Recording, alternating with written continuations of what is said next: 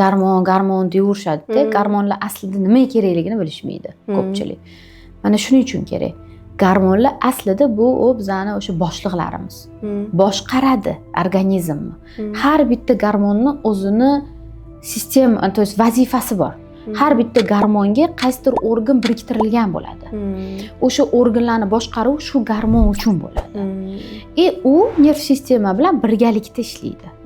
O'shaning uchun garmon buzilsa u bo'ladi, garmon buzilsa bu bo'ladi, garmon deyaverishadi.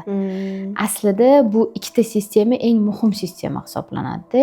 O'shaning uchun mana siz aytayotganingiz yurishlar, aktiv harakatlar, uyquni vaqtida bo'lishi, pitaniya, o'sha hammasi shu garmonlarga borib ta'sir qiladi, garmonlar nerv sistemaga ta'sir qiladi, nerv sistema butun organizm ishini ishdan chiqaradi keyin.